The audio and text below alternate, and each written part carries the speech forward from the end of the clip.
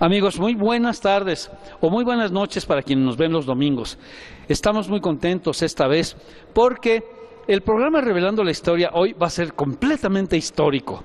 Y es que, bueno, lo primero que deseo hacer por cortesía, por gusto, es presentar a ustedes a mi invitada, que es la maestra Amalia Neri.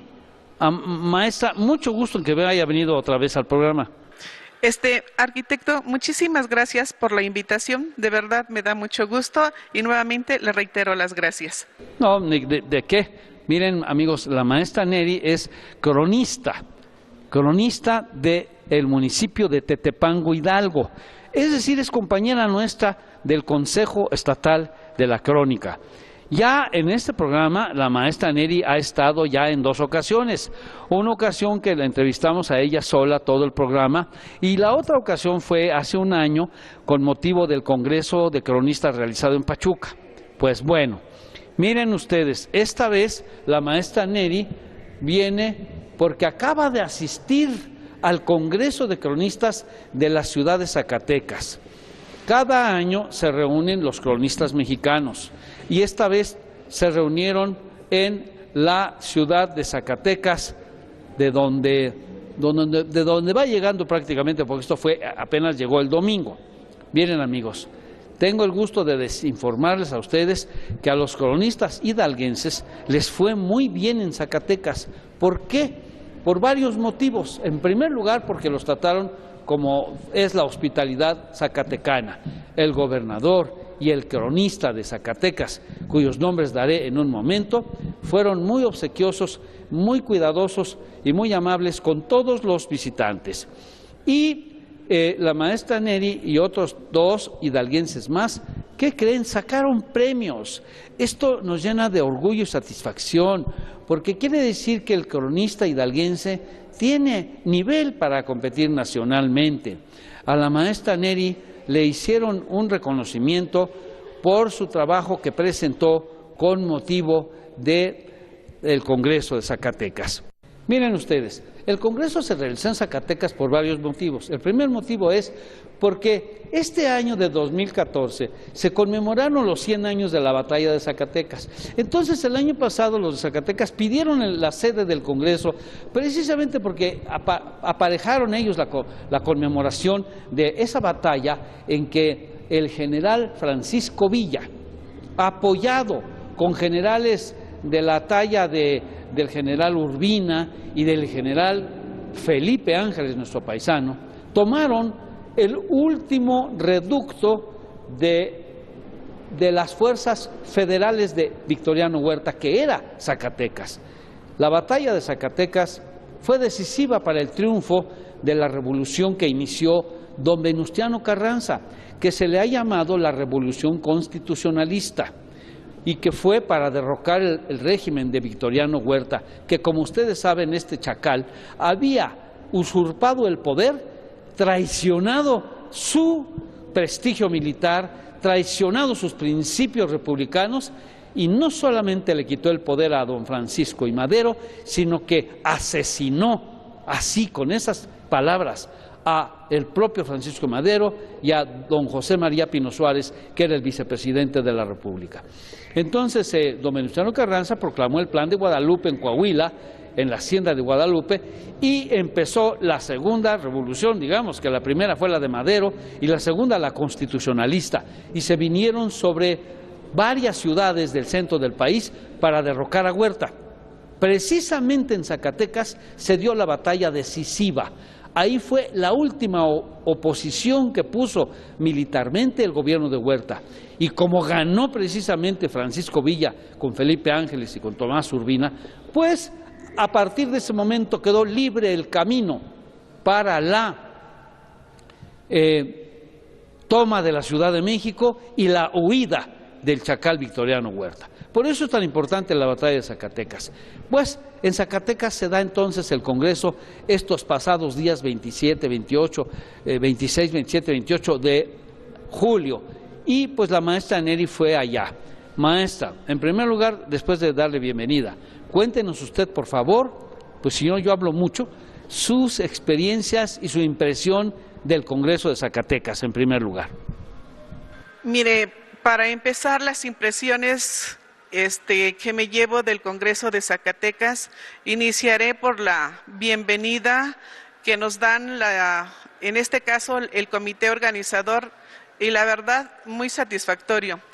En cada uno de los lugares que asistimos, en este caso estamos hablando de la capital de Zacatecas, en Guadalupe, Villanueva, Morelos y Jerez, todas las recepciones fueron excelentes. La verdad no nos podemos quejar, cada una de ellas con pues su particularidad de cada una. Con respecto a la comisión organizadora, para la inscripción y todo, también muy bien organizados, en el sentido de que no había que hacer tantas filas, no se demoró tanto tiempo en hacer las inscripciones, en otorgarnos la credencial. Todo me parece que estuvo muy bien organizado. Y le decía que los lugares que visitamos, la recepción me pareció bastante buena, inclusive diría que en algunos lugares hasta excelente. Aparte de Zacatecas, ¿en dónde se desarrolla? ¿En qué ciudades? ¿En Sombrerete? Se desarrollaron, los primeros trabajos se desarrollaron ahí en el convento de San Agustín, ahí en Zacatecas.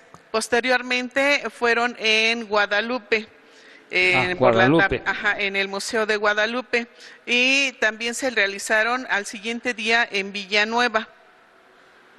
Estamos hablando en este caso que también ahí se realizó en una escuela la sesión de trabajo, más aparte el programa para que se nombre al lugar como capital de la crónica.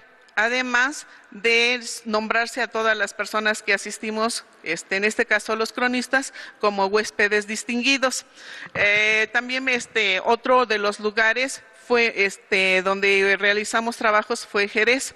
En Morelos solamente fue una recepción, una bienvenida y una escenificación en donde pues nosotros íbamos vestidos con una playera que nos dieron donde decía Toma de Zacatecas.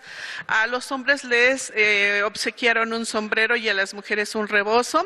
Hicimos un desfile en unos carros alegóricos, que en este caso eran tractores jalados por trailas, adornados con vistosos colores y además con pacas, donde fuimos sentados haciendo el arribo de la entrada hasta llegar al centro de Morelos. Entonces todo estuvo... ¿De Morelos es una población? De Morelos es una población. Morelos, Zacatecas. Ajá, Morelos, Zacatecas. Y la última mesa de trabajo se realizó en Jerez, allí en la tierra del don Ramón López Velarde. Ajá, entonces se realizaron en esas sedes y tanto la organización por parte del Consejo de Zacatecas, en este caso el comité organizador, así como de las autoridades civiles y municipales, me pareció muy bien, o sea, toda la organización. Creo que cuidaron todos los detalles, no escapaba, creo que casi nada. Parece ser que el gobernador del estado, creo que se llama Miguel Alonso, sí, tiene mucho aprecio por estas cuestiones históricas. Igual que pues hace un año, cuando aquí en Pachuca hicimos el Congreso, pues el gobernador también en todo nos apoyó y conquistó la voluntad de los cronistas con un discurso que ellos consideraron muy, como digamos, adecuado, porque dio a entender nuestro gobernador que estaba en conocimiento pleno de lo que es la crónica y lo que es la historia, porque hay una cierta diferencia. Pero también yo he sabido que el cronista de Zacatecas es muy, digamos, soportado, apoyado por el gobernador, de tal manera que cuando hay esa unión o esa simbiosis cronista-gobernador, bueno, pues el Congreso a ellos les parece muy interesante y ponen todo su empeño en que se realice bien. ¿Cómo estuvieron las mesas de trabajo, maestra? Las mesas de trabajo estuvieron muy bien organizadas. Para tal fin, primero se colocó la lista de los participantes en el horario y en el lugar y en la mesa de trabajo. En este caso eran 5 mesas de trabajo. ¿En dónde estaban estas mesas? ¿En el convento?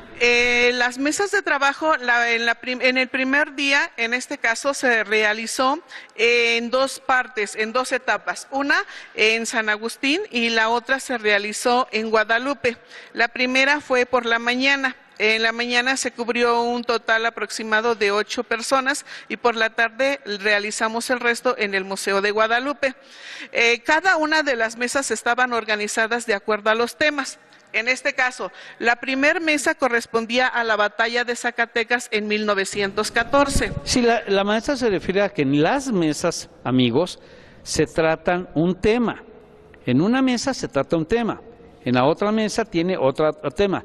Y es muy variado, pero por supuesto que lo fundamental de los temas era la batalla de Zacatecas, lo cual, maestra, era muy difícil hacer una ponencia, porque miren, amigos, ¿cómo va usted a Zacatecas a decirles cómo estuvo la batalla, si ellos la conocen más que uno? Sin embargo, bueno, parece que fue una mesa muy concurrida y muchos cronistas le entraron a ese tema tan, digamos, conocido allá, ¿verdad? La batalla de Zacatecas. Esa fue la primera mesa. Sí, la segunda mesa se trataba de sucesos de tu entidad o estado en 1913-1914. Que es la mesa donde participó nuestra representante de Hidalgo, la maestra Amalia Neri. Sucesos en ese mismo periodo, que era 1913-1914, en cada estado del cronista que llevaba. Ella fue la que llevó lo que pasó aquí en Hidalgo, que ahorita en otra parte del programa vamos a mencionar. El trabajo de maestra es muy bueno. Sí, una tercera mesa se hablaba de la soberana Convención Revolucionaria de Aguascalientes de 1914 y sus protagonistas. Una cuarta mesa de trabajo era crónicas de acontecimientos acaecidos en la comunidad donde me desempeño como cronista de los 2 últimos años. En este caso, estamos hablando del 2013-2014. Sí. Y la quinta mesa, en este caso, por primera vez en la historia de los congresos de la Asociación Nacional de Cronistas de Ciudades Mexicanos, se realizó la presentación de obras bibliográficas, en este caso escritas por miembros activos del mismo consejo, impresas solamente entre los años 2013 y 2014. Entonces también allí hubo varios compañeros que habían hecho obras y las presentaron en esa quinta mesa de trabajo. Sí, hay una obra precisamente de el maestro Félix Méndez, cronista de Zapotlán, que presentó ahí. Me dicen los productores, amigos, que tenemos que salir a un corte y nosotros pues obedecemos, no nos queda de otra. En un minuto regresamos.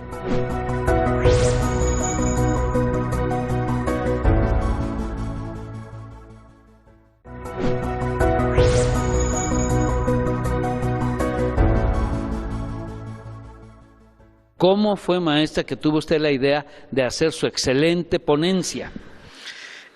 Mire, le batallé un poco, porque primero estaba por trabajar el tema número 4, sobre los acontecimientos ocurridos en los 2 últimos años.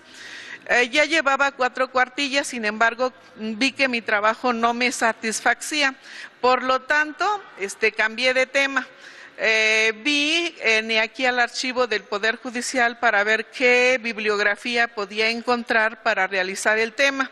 De hecho, vi que había bastante sobre, en este caso, los sucesos de 1913 y 1914 en los periódicos oficiales.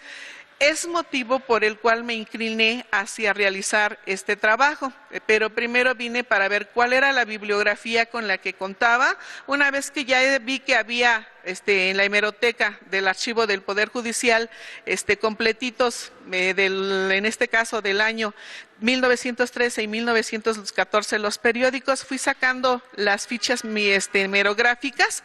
Posteriormente recurrí a los libros, en este caso a los textos, a la bibliografía, y ya no me dio mucho tiempo porque aparentemente es fácil.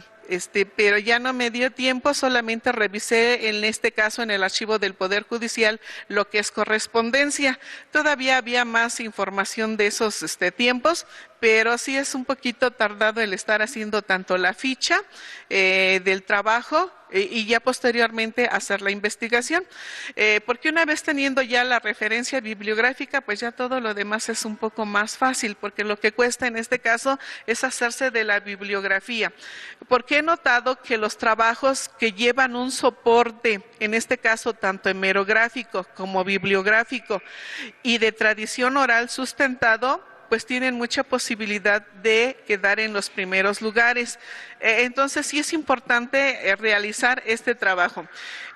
Me costó también un poco porque no estaba acostumbrada a realizar este tipo de investigación con todos esos datos, ¿no? Regularmente, pues a veces nada más copiamos el texto, pero no tomamos la referencia de dónde, de qué periódico, todo eso.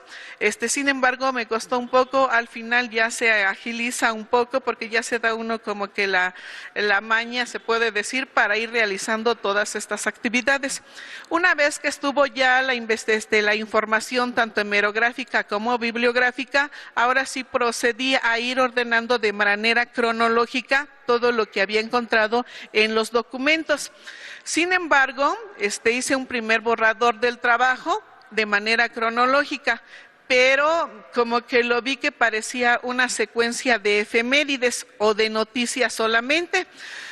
No quedé satisfecha y nuevamente volví a darle una segunda leída. Mire, maestra, claro que tiene sus problemas lo que usted dice, porque hacer la investigación, pues la hace uno, saca uno muchas fichas de varios libros, de varios periódicos.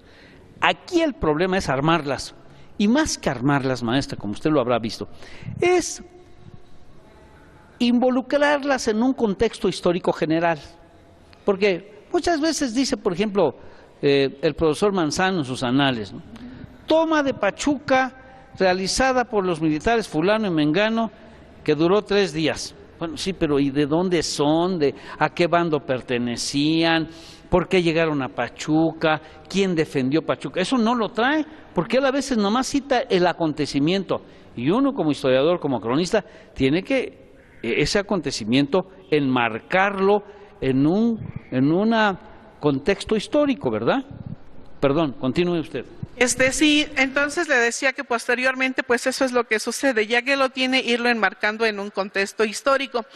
Pero también hay que ver, como le decía, en este caso, a qué etapa pertenecía. 1913, si era de la decena trágica, si ya estamos hablando en este caso, de Victoriano Huerta. Sí, es que, ¿sabe qué, maestra?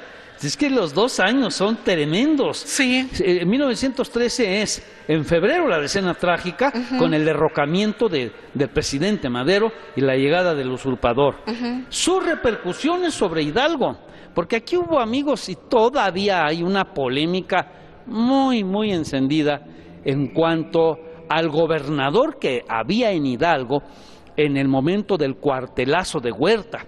Era el contador Ramón Rosales, del que ya hemos hablado aquí, cuya personalidad es muy promovida y defendida por el maestro Raúl Arroyo.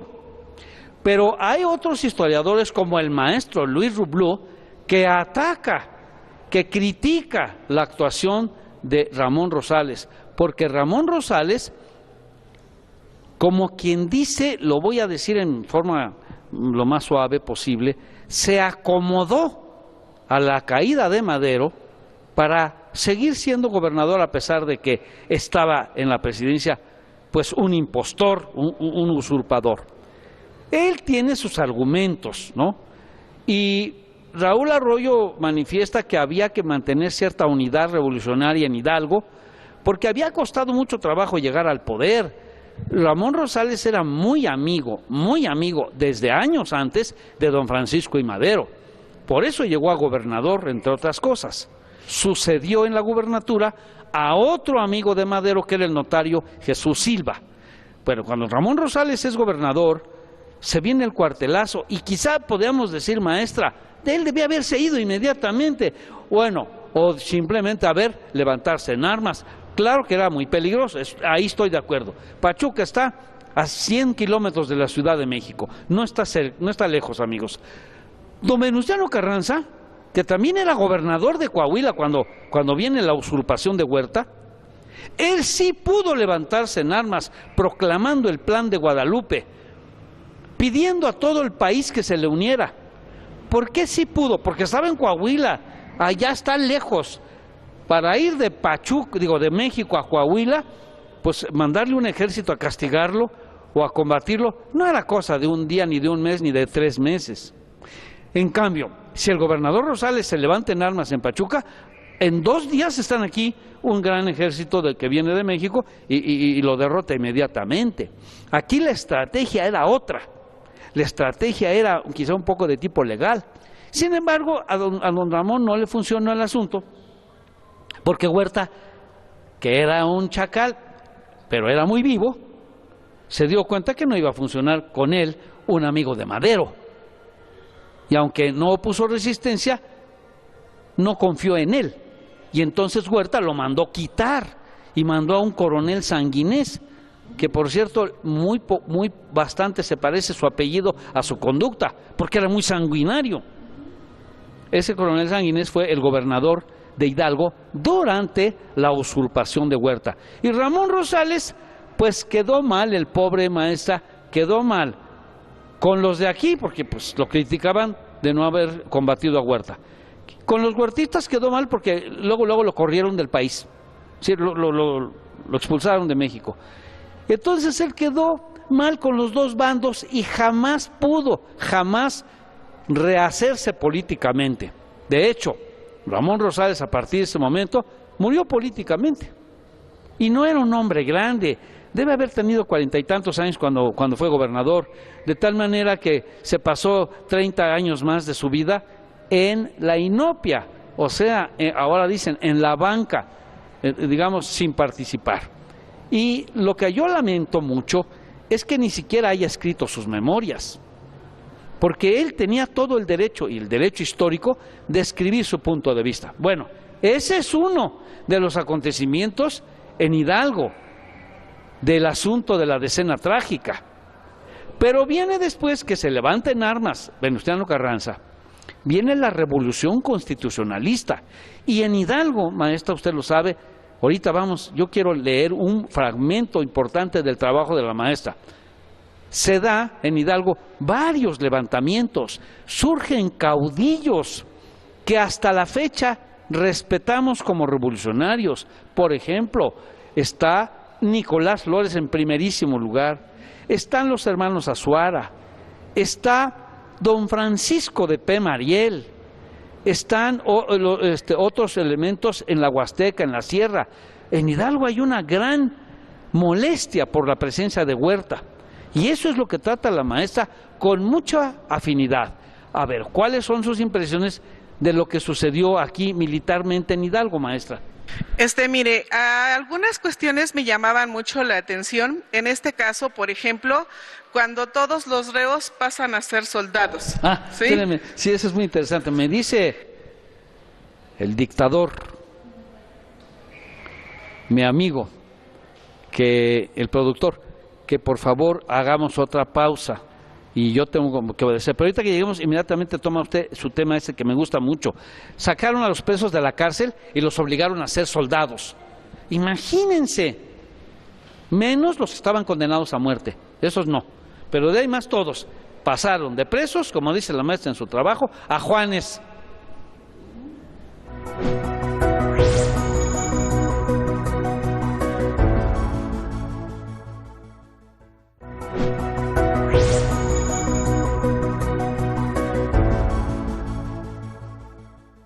La maestra Amalia Neri, cronista del municipio de Tetepango, Hidalgo, nos está relatando su ponencia presentada en el Congreso de Zacatecas. Entonces, continúe usted, maestra, por favor. Sí, le decía que me había llamado la atención de que todos los presos pasaran a ser soldados, a excepción los que estaban condenados a pena de muerte.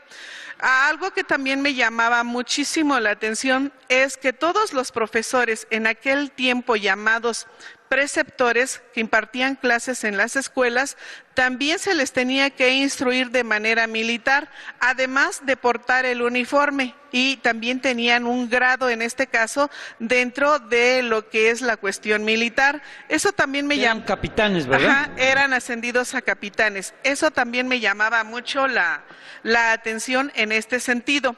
Así como otras actitudes que se tomaron, por ejemplo, de algunos personajes para, en este caso, pues realizar diversos combates. Por ejemplo, tenemos uno de ellos, en este caso, el que se llevó a cabo en Huejutla, entre las fuerzas de los generales Daniel Cerecedo y Estrada y las del gobierno. Era algo que también me llamaba la atención, porque dice que precisamente Huejutla, en este caso, fue como que un sitio que se prestó para que ahí hubiera demasiados movimientos, lo mismo que Jacala, como que fue la coyuntura que se prestó para realizar más movimientos que en las demás partes del estado de Hidalgo. También hubo otras intervenciones en este caso, como por ejemplo fue en Zimapán, donde dice que se presentaron, en este caso, José Aguilar y Bulmaro Ocampo, y que se levantaron en armas para derrocar al gobierno, en este caso, de Francisco I. Madero. También que es atacada la plaza de Huejutla. En Zimapán también dice que después de cierto número de horas de tiroteo, en este caso estamos hablando de 30, pues ayudados por 14 vecinos, en este caso se dispersó a un promedio de 14 rebeldes. Y nuevamente reitero que Jacala también fue ocupada en este caso por fuerzas de Jacala. Yo creo que ambas ciudades, maestra, tienen su razón de ser, haber sido focos de insurrección, por su regionalismo. Huejutla es la capital de la Huasteca, no solo hidalguense, sino ya la capital de Huasteca incluye estados de Veracruz, San Luis Potosí. Y Huejutla es, pues, hasta la fecha, la sultana del norte, de la Huasteca. La sultana del norte es Monterrey, no. Huejutla es la sultana de la Huasteca y Jacala es la capital regional de lo que nosotros llamamos la región de la Sierra Gorda, que incluye varios municipios y que también, bueno, ¿sabe qué, maestra? Jacala ha dado en la historia de Hidalgo mucho que hablar en positivo. Tuvo intervenciones interesantísimas desde la época de la Reforma, cuando todavía ni siquiera estaba creado el estado de Hidalgo. Jacala, recuerde usted que hay una famosísima acta de Jacala, que es anterior a las leyes de Reforma y que proclama lo que las leyes de Reforma unos 3 años más tarde proclamaron. Es decir, Jacala es precursora de la reforma de la época de Benito Juárez, Melchor Ocampo, Valentín Gómez Farías, etcétera. Los personas de apellido Rubio destacan mucho en Jacala, en la historia de Jacala. Y después, bueno, pues Nicolás Flores, en la época de la Revolución Constitucionalista. Nicolás Flores era un hijo de italianos, de emigrantes italianos.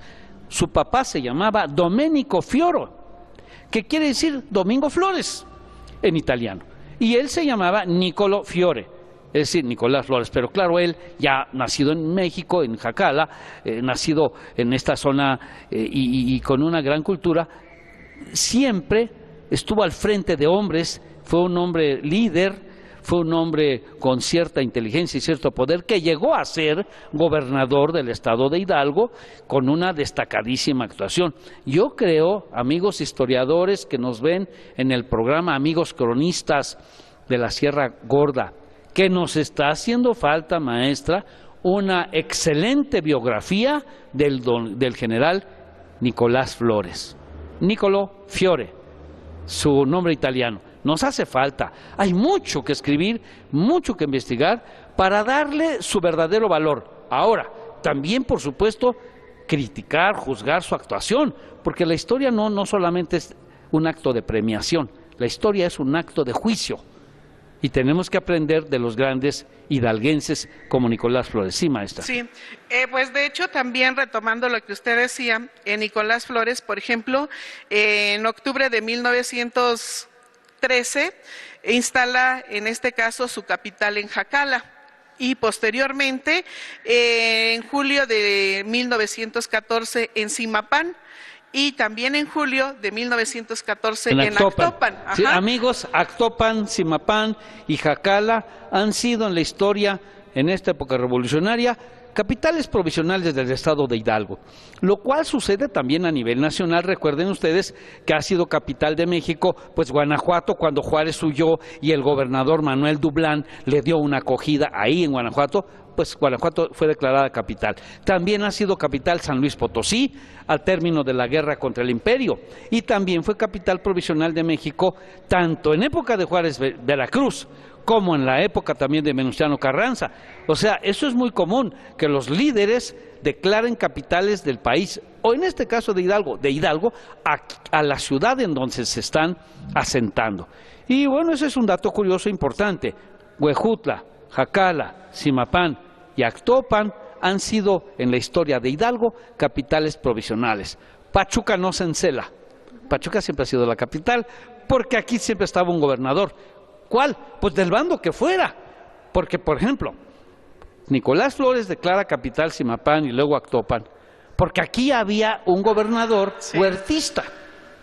Entonces, para desconocerlo y decir, ahí no es la capital, porque ahí está un gobernador fatuo, un gobernador espurio. Qué feas palabras, ¿verdad? Así son en la historia, amigos. Maestra, síganos platicando. Sí, mire, y también relacionado con esto, pues también tenemos a Daniel Cerecedo y Estrada, y que también se autonombra gobernador, estableciendo su capital en Huejutla, en este caso. Ahí había, Daniel Cerecedo Estrada fue un líder ahí en la zona de la Huasteca, junto con los hermanos Azuara. Azuara, sí. Y bueno, también tenemos al otro, en este caso estamos hablando de Ixmiquilpan, que también en este caso estamos hablando de Roberto Martínez y Martínez. Claro, el villista. Sí, Roberto Martínez y Martínez fue gobernador de Hidalgo, provisional, pero estableció un tiempo su capital en Ixmiquilpan, porque de allí era. Ajá. Y bueno, regresándonos un poquito todavía a lo que es 1913, también tenemos que en este caso en el distrito de Apan también hubo una serie de bandoleros que por ahí se presentaron, pero bueno, finalmente fueron dispersados. Y también tenemos la intervención de otro personaje, como en este caso es ¿cómo se llama? Francisco de P. Mariel, que en este caso venció cerca de Huejutla al teniente coronel Cristóbal Rodríguez. Tenemos este caso. Miren, amigos, hay en esta época de revolución, 1913 y 14, hay mucho bandolerismo también. Es decir, hay mucha gente que con el pretexto de que hay una revolución, se dedican a andar en armas a caballos, un grupo de 20, 30, y asolan, atacan poblaciones débiles, pequeñas, roban ganado, roban a los ricos hacendados de esas poblaciones. No confundamos también los bandoleros con los verdaderos defensores. ¿Quién ha puesto en su lugar a cada uno? La historia, amigos. Todos los que ha mencionado la maestra Amalia Neri, todos son personas destacadas. Los Azuara, Cerecedo Estrada, Francisco de P. Mariel, Nicolás Flores, Roberto Martínez, aunque fue priista y cometió algunos crímenes, pero tenían una causa, tenían un líder, tenían una bandera. Pero también había mucho bandolero, que con el pretexto de andar en la bola, como le llamaban, pues se dedicaban nada más a robar. Uh-huh. También, ahora ya relacionando, yéndonos un poquito más hacia lo que es la región del Valle del Mezquital, también tenemos en este caso que la estación, en este caso de ferrocarril del distrito de Tula, fue incendiada por una partida de zapatistas. Y bueno, recordemos que también los ferrocarriles durante esta época desempeñaron un papel muy importante, ¿no? En todos los sitios, no solamente en Tula, sino también en Pachuca y lo que es en la región del norte. Y bueno, esta es una situación que incendiaron la estación de ferrocarril, y un poquito más adelante, pero ya estamos hablando de 1915, pues también se vuelve intransitada la vía de ferrocarril que va de Pachuca a Tula por las constantes lluvias que hubo en este caso, y también se vuelve intransitada. Después de ahí también tenemos algunos otros acontecimientos en este caso y nos estamos refiriendo ahora al general Felipe Ángeles, en este caso el gran artillero. Maestra, me gustaría platicar con calma de Felipe Ángeles, pero Rolando me dice que ya cortemos. Vamos a cortar después, vamos a regresar en un último tramo con la maestra que platica de Felipe Ángeles y yo me voy a permitir leer una página cuando menos de su trabajo para que vean ustedes qué claridad y qué sencillez, pero qué sustancioso está su trabajo. Mientras vamos a la sección editorial que nuestro amigo, ahora lastimado porque tiene un problema en el brazo, por eso la bicicleta, bueno, es buena, pero no tanto. Abraham Chinchillas nos va a hacer la sección editorial, va a hablar de 3 libritos que tratan sobre el tema. Por favor, amigos, no se nos vayan. Amigas y amigos de Revelando la Historia, antes de irnos a la pausa promocional, tenemos la recomendación literaria como todas las semanas, y en esta ocasión vamos a comentar 3 libros que tienen que ver con el actuar de la Revolución Mexicana en el estado de Hidalgo. En primer lugar vamos a comentar el libro titulado Memorias íntimas de un líder agrarista de Serapio López, editado dentro de la colección del Bicentenario y el Centenario en el 2010 por el gobierno del estado de Hidalgo, que tiene una nota introductoria del maestro Raúl Arroyo, un trabajo sumamente interesante al respecto del sentir, del pensar y del actuar de Serapio López, uno de los hombres de los hidalguenses claves en el desarrollo de la Revolución Mexicana a principios del siglo XX. El segundo libro que vamos a comentar es precisamente de esa colección, de la colección Bicentenario, aparecida en el 2010, que constó de 25 volúmenes con distintos temas, desde la biografía de Hidalgo, de Morelos, de los héroes de la independencia, hasta el análisis de los sucesos revolucionarios en nuestro estado. Y precisamente el siguiente libro que comentamos es Independencia y Revolución Mexicana en el estado de Hidalgo, una antología que contiene trabajos de Blanca Estela Sánchez Orozco, Ramón Curicamacho, Miguel Ángel Monroy, Juan Manuel Méndez Yaguno, Gordiano Vita Ortega, Daniel Escorza Rodríguez, Antonio Lorenzo Monterrubio, Carmen Lorenzo Monterrubio, Jonás Reyes Monsalvo, Sara Montes, Luis Alberto Corrales Vivar Cravioto. Son los libros que queremos comentar en esta noche. Lo invitamos a que se quede con nosotros después de la pausa. Vamos a continuar con más aquí en Revelando la Historia. No se vaya.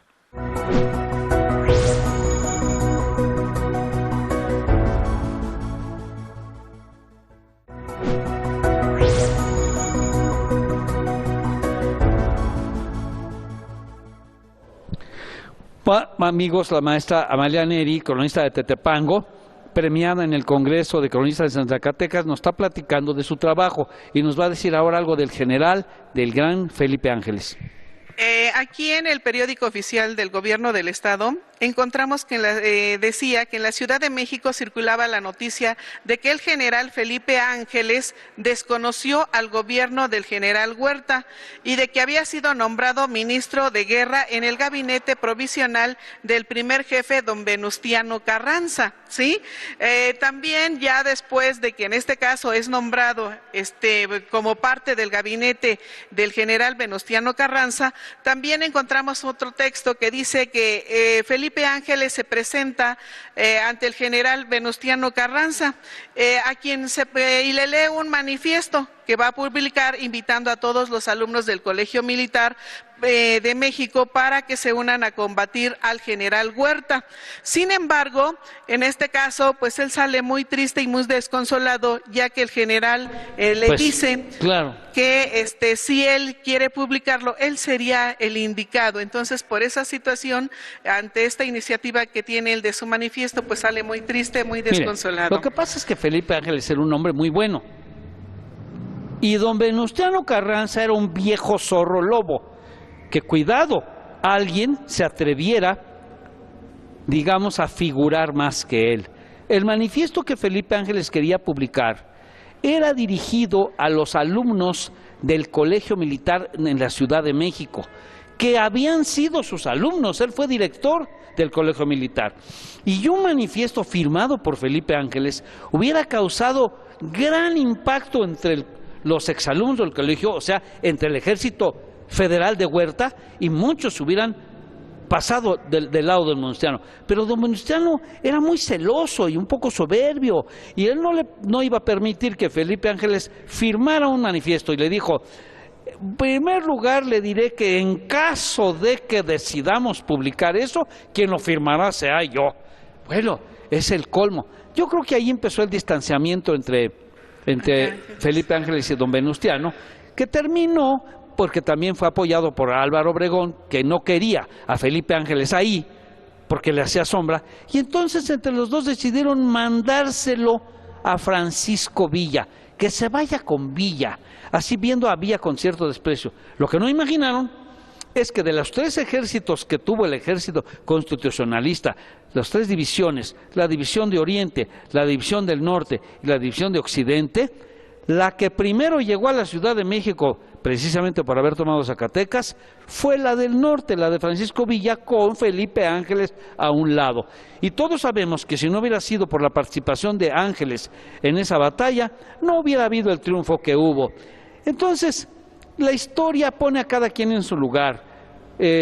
Por supuesto que don Venustiano ahí cometió un error al no hacer caso de ese manifiesto, que hubiera dado muy buenos resultados para la causa. Pero bueno, maestra, yo soy un admirador de Ángeles, nada más que ya no quiero insistir mucho en él, porque el otro día en un programa con el arquitecto Álvarez y con Genoveva Álvarez, leí un trabajo de Felipe Ángeles. Lo que yo quiero recalcar esta vez también es una figura que no fue militar, pero que participa intensamente en estos acontecimientos, y es de Pachuca, y me refiero al licenciado Alfonso Cravioto, que cuando sucede la decena trágica es diputado a la 26ª legislatura, y que Carranza les da órdenes a los diputados revolucionarios de estorbar a Huerta, de hacerle una cierta oposición legislativa y de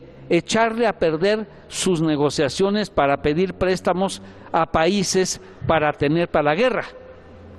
Y ahí se quedan los diputados por órdenes de Carranza y hacen su trabajo también, que acaban verdaderamente haciendo enojar a Huerta a tal grado que disuelve el Congreso.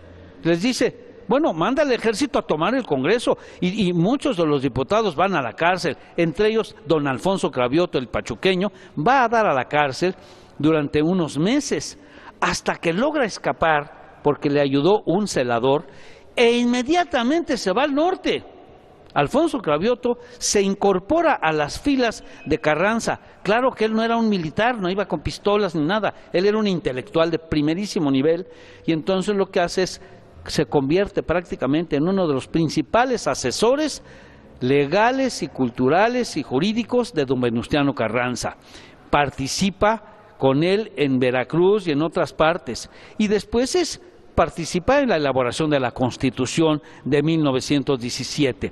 Entonces, aunque no fue militar y no actuó aquí en ninguna zona de Hidalgo, sí era diputado federal por Pachuca, Hidalgo, en el Congreso, en la Cámara de Diputados maderista, y sí participó, pues, estorbando a Huerta y luego yéndose al norte a trabajar con don Venustiano. A ver, no sé cuántos minutos me queden, 5. Maestra, permítame leer de mi propia voz, como dice, que no se debe decir así, un pedacito de su trabajo de usted, de la parte, digamos, de en medio, para que no os puedo leer todo porque es un trabajo como de unas 10 páginas, amigos. Dice, por ejemplo, la maestra Neri en su trabajo: el 18 de mayo, acogiéndose a la ley de amnistía decretada el mes anterior, ante la jefatura política de Zimapán, se presentaron los revolucionarios José Aguilar y Bulmar Ocampo, que dicen que se levantaron en armas para derrocar al gobierno de don Francisco I. Madero. El señor Miguel M. Bracho, de Pachuca, oficial mayor interino de la Secretaría General de Gobierno, el día 1 de junio hace saber que después de 30 horas de tiroteo, el destacamento de Zimapán, ayudado por vecinos, encabezados por el jefe político, dispersó a un promedio de 200 rebeldes que pretendían tomar dicha plaza. Dice también la maestra: Jacala fue ocupada ayer a las 4 p.m. por las fuerzas de Estado al mando del teniente coronel Cristóbal Rodríguez, y por último, Es inexacto que Izmiquilpan haya sido tomado por los rebeldes, pues estos huyen de la persecución que les hacen las fuerzas del Estado. En este mismo sitio es atacado el capitán primero Epimenio Martínez, el 17 de junio, por tropas rebeldes encabezadas por los generales Nicolás Flores y Porfirio Rubio. Las tropas del gobierno salieron para Zimapán. Por otra parte, las tropas del gobierno dirigidas por el señor Dolores Amperio dispersaron el día 22 de junio a una pequeña partida de malhechores que merodeaban las inmediaciones de Singilucan y otros puntos de la jurisdicción de Tulancingo. El alcance tuvo lugar en el sitio llamado Las Vegas, quitándoles caballos, parque y armas, causándoles 2 muertos y un prisionero. El 24 de julio se le comunica al jefe político del distrito de Apan que después de una tenaz persecución se logró dispersar una partida de 100 bandoleros que aparecieron en los límites de la misma demarcación y al parecer provenían del estado de Tlaxcala. En esos días fue incendiada la estación del Salto en el distrito de Tula por una partida zapatista. Y sigue muchos datos, mucha información. Este es el trabajo, partecita del trabajo que la maestra Amalia Neri pues presentó en Zacatecas, y ahora vemos por qué fue premiada. El trabajo es muy preciso, muy exacto, muy apoyado con fuentes hemerográficas, o sea, periódicos, y bibliográficas, o sea, libros. Como ya se nos acaba el tiempo, maestra, tenga usted una apunte final que puede hacer, por favor. Bueno, pues decir que este trabajo, que fueron los sucesos que dejaron huella en el estado de Hidalgo, ya está en una memoria que se nos entregó en este caso en el Congreso en Zacatecas, y lleva el título de Diálogos en el Tiempo. Este trabajo ya quedó aquí y bueno, ya queda como parte de la historia, y pues eso también es muy satisfactorio, claro que sí, ¿sí? Claro que porque sí, pues a veces ya nada más decimos, pues ya quedó el lugar, pero no queda el testimonio de manera escrita, y en esta ocasión ya queda integrado junto con otros trabajos de otros compañeros de diversos estados. Maestra Amalia Neri, muchas gracias por haber venido a Revelando la Historia. Podríamos seguir platicando otra hora, pero pues la televisión siempre está sujeta a tiempos muy rígidos. Y el programa Revelando la Historia ha terminado. Nos vamos a la sección Imagen del Tiempo y con esto terminamos. Gracias, amigos. Gracias, maestra Neri, por venir a Revelando la Historia. Gracias, arquitecto. Fue un placer estar aquí nuevamente con ustedes y de verdad, nuevamente, muchísimas gracias a todos, lo mismo que a los televidentes. Gracias por su amable atención. Muchas gracias, amigos. Nos vemos dentro de 8 días en Revelando la Historia.